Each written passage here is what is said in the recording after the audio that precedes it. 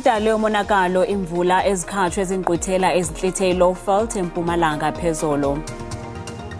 Isivisa kabuhlungu kakhulu into yoba kuthiwe kukho iimiliyoni ezibuyiselwa umva, kodwa khange sive nokuva kokuqala thina sizoorganization ngezo millions. Isebe lophuhliso loluntu eMpumalanga ligxekwe kabukhali ngokusebenzisa kancinci imali encincebekelwa amaphulo okuziswa kweenkonzo ezingundoqo eluntwini.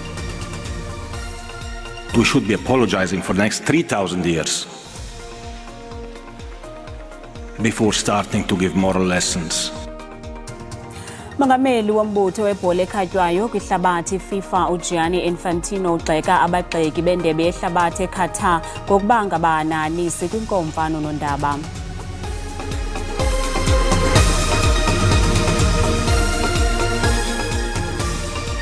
Bodani mzantsundu kwindawo ngendawo nikuzo sithi yamkelana uvumba wethu ngokuhlwanje. Amaqela ajengene nezentlekele kwiphondo laseMpumalanga, isixeko saseMbombela kunye nomasipala wasehlanzeni bayaqhubekeka ngokukhangela ubuzaza bomonakalo owenziwe zizantyalantyala zemvula nezishiye umonakalo kwiingingqi ezithile ze-low-fault eMpumalanga phezolo. Iingxelo zithi zizindlu ezingaphaya kwekhulu, ihotele, indawo yokulala kunye nezinye izakhiwo ezishiyeke zonakele kummandla waseHazyview neengingqi eziyingqongileyo. Zishiye ubutyobo izantyalantyala zitshabalalise izindlu ezingaphaya kwekhulu. Abantu abathengisa estratweni abasindanga nabo. Amafama nawo achaphazelekile. Olusapho lulahlekelwe into yonke yalo kwaze konzakala amalungu alo amathathu. I was bathing. Then I go to my mom's room to fetch a comb. So when I returned back to my room, the wind wasn't good. I ran back to see what's happening on my mom's room. I saw that the rain was coming. Yes, so I took the refuse bag to cover my bed's mom. When I cover it, the wind blew the roof up, then down again. Then when I blew it for the second time, I don't know what happened. Ezinye zentsapho ezichaphazelekileyo zithi urhulumente usolule isandla kubo wanceda apho akwazi ukunceda khona, kodwa nangona kunjalo banxunguphele. I'm not feeling happy about this situation because now I don't have anything. Urhulumente wephondo laseMpumalanga uthi abukaziwa ubuzaza bomonakalo owenziwe zezantyalantyala. We have discovered that, like you said, houses were blown. It's about 110 of them. And out of the 110, 3 of them were severely damaged. And one of them is the one where we are now. You actually dispatched a team that is going to come with the collapsible houses as from tomorrow. Okwangoku akukabikwa ziganeko zokusweleka kwabantu. Isebe lophuhliso loluntu eMpumalanga ligxekwe kabukhali ngokusebenzisa imali encinci nebekelwa amaphulo okuziswa kweenkonzo ezingundoqo eluntwini. Le mali kweli sebe ibekelwe kuba incede abo bangathathi ntweni kwakunye nemibutho esisa njengoko le mibutho ixhomekeke kwinkxaso-mali karhulumente. Amaziko angajonganga nzuzo adlala indima ebalulekileyo ekuphuhliseni uluntu nasekulweni iingxaki zasekuhlaleni. La maziko anikezela ngeenkonzo ezibalulekileyo neziluncedo ekulweni indlala, ukuxhasa imfundo kwanokunika abo bathe bagaxeleka ebubini thuba lokuzivuthulula. Amanye alamaziko enza lo msebenzi ngezixhobo ezishokoxekayo. Isivisa kabuhlungu kakhulu into yoba kuthiwe kukho iimiliyoni ezibuyiselwa umva, kodwa khange sive nokuva kokuqala thina sizoorganization ngezo millions. Asiyazi uba zijikiselwa for ntoni, ngoba kaloku abakwazi uthumela abantu babazise apha kwezi organization bazojonga, bazo-assess uba iyenzeka nyani le nto, umsebenzi yenzeka na, zikhona nyani ezi organization. How can ba imali ijikiswe kodwa sikhona singaba siyasebenza? 121 million rand would have made a big difference to thousands of people, and I think we need to have in place mechanisms to ensure that this does not happen again. Iziko elingukhala kurhulumente iPublic Service Accountability Monitor lithi ukungasetyenziswa kwemali ngurhulumente lihlazo elibuyisela umva elilizwe. We also reiterate calls, as we have made in the past, not only for parliamentarians to strengthen their oversight and monitoring where public funds are concerned, but also to strengthen the degree to which they hold the executive to account for failure to reverse underspending. Ukanti isebe lezophuhliso loluntu lidanile yile meko. Kulilishwa kokuba le mali binosetyenziswa ezintweni ezininzi zokunceda abantu bakuthi ingakumbi siliphondo lasemaphandleni elihluphekayo, kodwa kumphathiswa uyibethelela ukuba akazophinda amkele ukungachithwa kwemali ethe yanikezwa isebe ukubheka phambili. Akukacaci ke ukuba le mali engachithwanga iza kubuyela kwisebe lemicimbi yemali okanye iza kuphinda inikwe elisebe lophuhliso loluntu kunyaka mali olandelayo. Ndingulubabalo Data kwiindaba ze-SABC eMpumalanga. Iimanyano zabasebenzi ezimela abongikazi abangonelisekanga kwisibhedlele Inkosi Albert Luthuli kwiphondo laKwaZulu-Natal zigrogrisa ngokumisa ngqe esi sibhedlele kuba iziphakamiso zazo azinikwa ngqalelo. Ezimanyano bezibambe uqhankqalazo izolo kwesi sibhedlele nalapho zinikezele ngoxwebhu lazo lezikhalazo kwisebe lezempilo kweli phondo. Abahlengikazi badube umsebenzi befuna ukubonana nabaphathi. Bathi kunabahlengikazi abanganyuseliwe umholo yize kubafanele. Bakhala nangohlelo lokuqasha kulesi sibhedlela abathi lushayisa amakhala. Beholwa izinyunyana bahambise uhlu lwezikhalazo bafuna kususwe nomphathi wabahlengikazi kulesi sibhedlela. Nursing manager abuse abasebenzi, nursing manager une-core yabantu bama-interview akaba-interviewayo enza isiqiniseko sokuthi abantu abaqashwa ngaphakathi. Inyunyana sezesabisa ngokuvala thaqa amasango akulesi sibhedlela. Institution sizoyivala, sizofika la sizokhempa, sizobe sesincenca namalunga ethu akwezinye imboni ukuthi afika azosilekelela ukuze isibhedlele singakutholi ukusebenza until imfuno zethu zifezeke. Umnyango wezempilo kwaZulu-Natal ungaqinisekisa ukuthi sikhona ipicket ke yabakhona esibhedlela sethu Inkosi Albert Luthuli Hospital lapho abasebenzi bethule khona uhlu lezikhalazo kwizikhulu zomnyango. Silwemukele lolo hlu lezikhalazo, singaqinisekisa futhi ukuthi sizolibhekisisa. Inyunyana zinika uhulumeni insuku ezisikhombisa ukuthi abuye nezimpendulo. Bongani Gema, indaba ze-SABC eThekwini. Kwalapha ezindabeni ubekwe kwikhaya lokugqibela umsasazi weMetro FM uPearl Shongwe.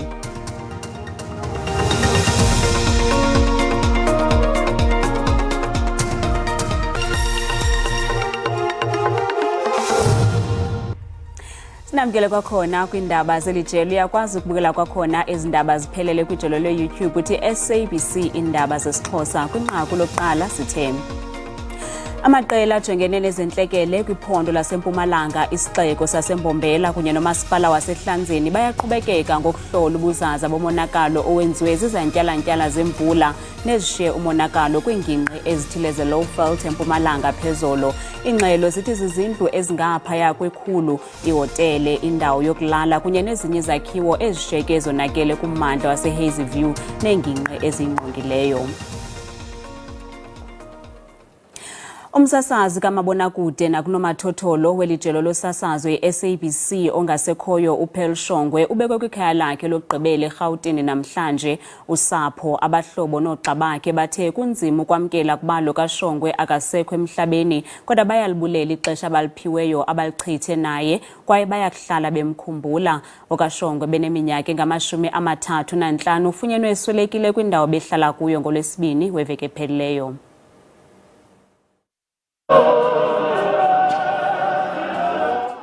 Kusithwa ndlelantle kwigqiyazane linomkhitha lomsasazo bephume izandla untombi futhi Pearl Shongwe. Usapho, abahlobo noogxa bakhe bangungelene kwikhaya lakhe liseDiepkloof eSoweto. Usapho lumchaze njengomntu ebebonakalisa uthando kwaye luthi kunzima ukwamkela kuba le ntombi kaShongwe ilishiyile eli limagada ahlabayo. Wipe away those tears. Now it's not the time to cry, but to cherish the moments we have. Lala mtimande, lala pambulunye. All the memories we share is what bonds us now to you. We grew to find we have a love that is very strong today. Abahlobo bakhe bathi uShongwe ebenesiphiwo esinqabileyo eyinkwenkwezi eqaqamba ngaphezu kwezinye. She was there through the darkest moments and She was there through the silly moments, and she was there for it all. A friendship like ours was like David and Jonathan's. Thank you for believing in me.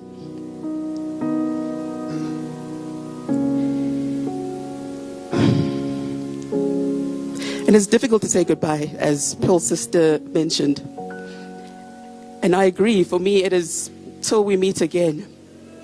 uShongwe ebetshatshele kwezosasazo eneminyaka engaphezulu nje kweshumi kweli candelo usuka ukuba ngumsasazi kwinkqubo kamabonakude ye-Morning Live i-One Day Leader ukanti usutywe kukufa sengumsasazi wenkqubo ka-SABC1 i-Daily Theatre ekwangumfundi wendaba kwisikhululo sikanomathotholo iMetro FM oxa bakhe bathi ebezinikele kumsebenzi wakhe. She loved her work and very passionate about it. And what made it different is that she really worked hard. To the SABC colleagues, SABC radio colleagues, Metro FM, let us remember her for who she is. And let's keep her memory alive. Ukusweleka kwale ntyatyambo ebiseze ngobuso elizweni kuchazwe njengelahleko kweli lizwe. Ubekwe kumadlaka seNazareth Memorial Park.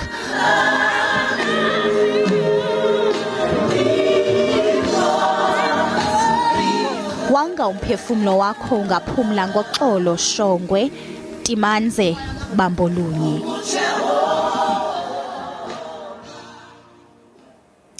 Abahlali baseLainsburg kumbindi weKharu eNtshona Koloni banethemba lokuba ingxaki yabo yentswela-ngqesho nokungabi nazindlu iza kumanyelwa. Abahlali bakwazile ukufaka nemilomo namagosa karhulumente ngemingeni abajongene nayo kule ngingqi. Intswela-ngqesho nokunqongophala kwezindlu zitshotshe entle kule ngingqi. Abahlali banethemba lokuba olu tyelelo luza kuvelisa iziqhamo.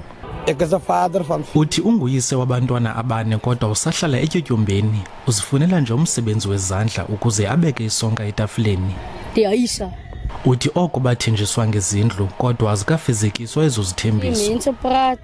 Le mbizo yinxalenye yephulo likarhulumente elaziwa njenge-District Development Model nalapho amanqanaba amathathu karhulumente ukusuka kuzwelonke ukuya emaphondweni nakwabo basemakhaya besebenza kunye ngenjongo zokuzisa inkonzo eluntwini. Le imbizo incedisana nabantu bokuhlala ukuthi bafumane nemibuzo abazayibuza baphendulwe and sibaxelele nee-projects ezikhoyo zazo zonke ii-departments ezikhoyo ezilapha. Kukujonga indawo ethile ziyibone uba imfuneko ininzi kakhulu kuloo ndawo. Zidecide ke as different departments ukuba wena ukweli candelo uzawuzana ntoni na kuloo ndawo. Igqiza losekela abaphathiswa bephelekwa ngoosodolophu balapha baye bandwendela amaphulo karhulumente kule ndawo. Kwiindaba ze-SABC ndinguSiphiwe Wobasi eLainsburg. Abahlali basefama kwimpuma yephondo laseFreystata banenkxalabo yimpathombi nezigrogrisa abazifumanayo zokukhutshwa ngetshova. Abanye batyhola ngokuba imfuyo yabo ithinjwe ngokungekho mthethweni. Bathi abo bakwazileyo ukugcina imfuyo yabo kufuneka behlawule xa imfuyo yogqithe inani elithile elibekiweyo. Ikamva laba bahlali basefama alikaziwa. Aba bahlali bagrogriswa ngokukhutshwa ngetshova kwaye abanandawo yokubalekela kunye nemfuyo yabo. Banethemba lokukhuselwa ngumthetho we-Esta kwaye bafuna ezinguqu kumgaqo-nkqubo nemithetho zibanike isiqinisekiso esipheleleyo sokuhlala. Uthi urhulumente wasixelela ukuba xa sekuphele iminyaka elishumi uhlala endaweni unelungelo yokuhlala kuyo unomphelo. Aba bahlali ngoku bathi baphila phantsi koloyiko kwaye banenkxalabo ngokhuseleko lwabo sekuyiminyaka befuna kwenziwa ubulungisa. Azama ukuyilandela iinkomo ngayibona bayilayisha sebeyilayishela ePetra kwelinye iplazi zichutshwa yibo abombongwa ngeemoto zahamba kanjalo. Iinkomo ezinkulu zazo 25 amankonyana u11. NgoJuni ikomiti yezolimo, uphuhliso lwamaphandle nemihlaba ibikutyelelo ntsuku 3 kweliphondo. Le komiti iphakamise indlela eziliqela zokulwa nokuxhatshazwa koluntu nokhuseleko lwamafama. Nangona kunjalo igqwetha lomnye umnini wefama lithe kulandelwe imigaqo nekhokelele ekubeni inkundla ikhupha umyalelo wokuba bakhutshwe ngetshova babahlali.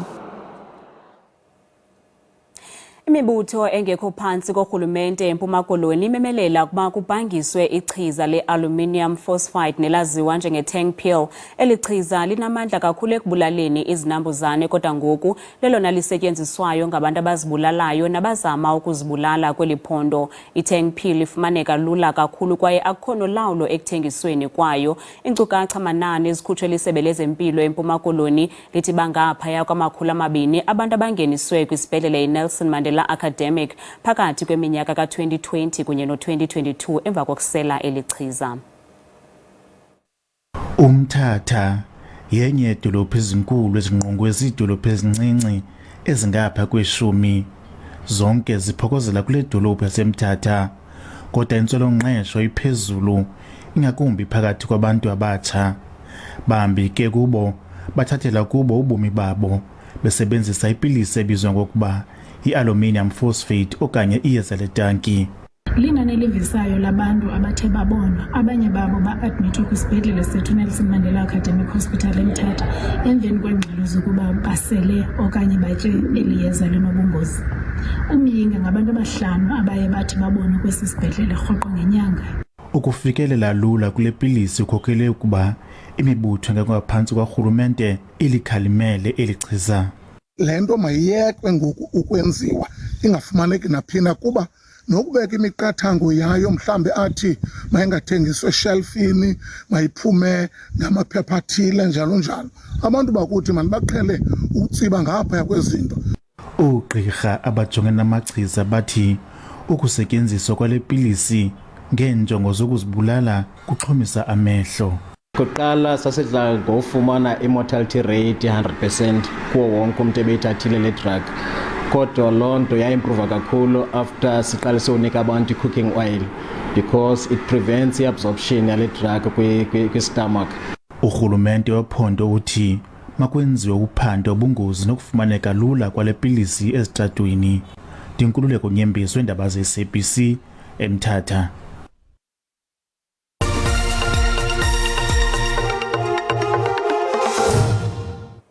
Mongameli wombutho webhola ekhatywayo kwihlabathi FIFA U-Iindaba ugxeka abagxeki bendebe yehlabathi eQatar ngokubanga bananise kwinkomfa nonondaba ukuze emva kokugxekwa kwelizwe laseQatar ngokunyhasha amalungelo oluntu.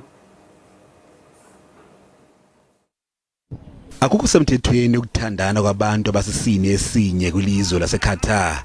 Abanye abadlali bavakalise inxalabo ngoku kodwa abaququzeleli balendebe yehlabathi bathi wonke ubani wamkelekile kwelilizwe. Kumzuzu wokugqibela izolo iFIFA iyabhengeza ukuba utywala buzukuthengiswa emabalini kwaye oku kubangele inxalabo yokuba ilizwe laseQatar alikwazi ukugcina izithembiso.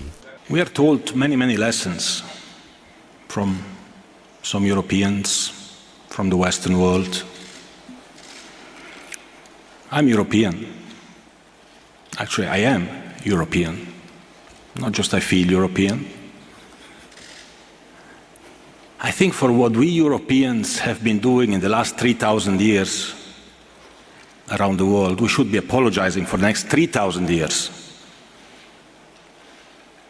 before starting to give moral lessons to people. Kusenjalo isixeko sase-Alcor abahlali basakwazi ukulinda de iqale ngomso letumente. Esi sixeko sakusingatha umdlalo phakathi kweQatar neEcuador ngomso. We are here because we deserve to be here.